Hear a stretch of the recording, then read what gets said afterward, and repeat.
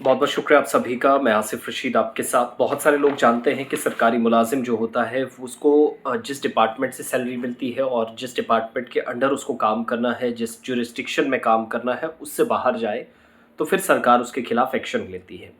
लेकिन कई मुलाजमीन जो अलग अलग जगहों पर हम देखते थे कि अगर स्कूल, कॉलेज, यूनिवर्सिटियाँ, हॉस्पिटल्स, रेवेन्यू डिपार्टमेंट के जो ऑफिशियल्स हैं, कहीं पर भी कोई अगर नहीं आता था तो सैलरी काट ली जाती थी। यानी अगर गैरहाजिर रहते थे या देर से आते थे तो सैलरी काटती थी।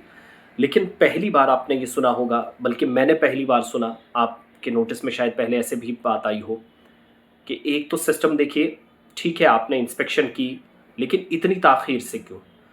और ऐसे सरकारी मुलाजमीन, आप देखिए वल्लाह कितना ज़मीर गिर गया है या ज़मीर मर गया है उन लोगों का, जो लोग सरकारी मुलाजमत करते हैं, तनख्वाह वहाँ से भी लेते हैं और पेंशन की एक्सपेक्टेशंस आफ्टर रिटायरमेंट। लेकिन बदनसीबी हमारी ये कि हम उस सिस्टम का हिस्सा हैं। यही वो मुलाजमीन, इन्हीं में से वो चंद लोग जो खुद गर्ज हैं, बेईमान हैं, चोरी करते हैं, न सिर्फ सरकारी ख़जाने को लूटते हैं बल्कि दो दो हाथों से लूटने का काम जनरल पब्लिक को किया। ऐसा मैं इसलिए कह रहा हूँ क्योंकि ये खबर मेरे हाथ में है और मुकम्मल तफसीलात है। तफसीलात ये कि सोपुर, एक कस्बा जिसको मिनी लंदन भी कहा जाता रहा, कुछ लोगों ने बाद में मिनी पाकिस्तान का नाम भी दिया हालात की वजह से, लेकिन आज खुशहाल कस्बा है। तामीर व तरक्की हो रही है, काम चल रहा है, बहुत अच्छा इलाका है और ख़ूबसूरती में क्या कहने। यहाँ मसरूफ़ तरीन बाज़ार है, बाज़ारों में आप जाते हैं तो सिर्फ़ और सिर्फ आपको कारोबारी नज़र आएंगे। लेकिन जब इंस्पेक्शन हुई, एसएचओ की तरफ से भी टीम लीड कर रहे थे, तो पता चला कि इन्हीं छापड़ी फरोशों में, इन्हीं रेहड़ी चलाने वालों में, इन्हीं कारोबार करने वालों में कुछ सरकारी मुलाजमीन भी हैं।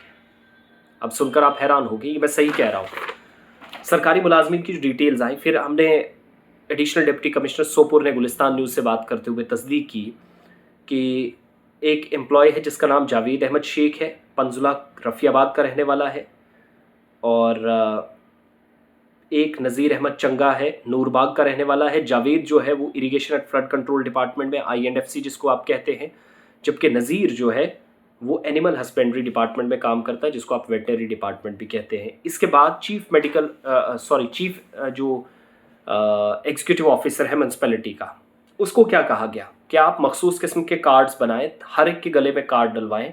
जो लोग छापड़ी फरोश हैं, जो रजिस्टर्ड लोग हैं, पता चले उनका कार्ड है, लेकिन इन्हीं में से जो सरकारी मुलाजिम है उनका कार्ड बनेगा नहीं, तो उनकी चोरी ऊपर से ही पकड़ी जाएगी।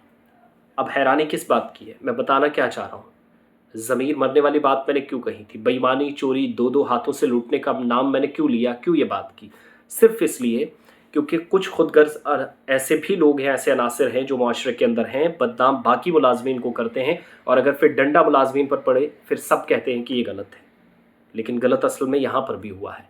हुआ ये कि सरकारी मुलाजमीन जो काम कर रहे थे ड्यूटी आवर्स में, हैरानी तो यही है, ठीक है आपने 7-8 घंटे ड्यूटी की, दफ्तर रात को चले गए, ठीक है आप एक्स्ट्रा कहीं पर मेहनत कर रहे हैं, पैसा कमा रहे हैं, लेकिन इन लोगों ने सरकारी दफ्तर में जब बैठने का टाइम था वो टाइम छोड़कर ये रेहड़ियाँ चलाते रहे, स्टॉल्स लगाए हुए थे, काम कर रहे थे, बेच रहे थे, इधर से भी पैसा, उधर से तनख्वाह भी सरकारी मुलाजमत।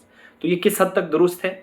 और ऐसे में क्या मखसूस किस्म के कार्ड्स बनाने की जो मार्केट्स में काम करने वाले लोग हैं, कारोबार जब मुतासिर होगा तो फिर सारे लोग इसके उसमें आएंगे।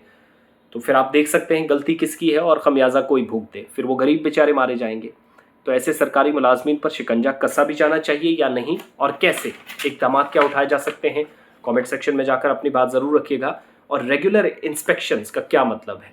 यही जैसे यहाँ पकड़े गए हैं क्या बाकी एरियाज़ में? और अगर आपको पता है, जाते जाते मैं ये सिर्फ ज़रूर बोलना चाहूँगा कि अगर आप जानते हैं कि कोई सरकारी मुलाजिम गलत कर रहा है, इस तरीके का कोई काम कर रहा है, तो फिर बराबरी के शरीक आप भी हैं, आप भी गुनहगार हैं।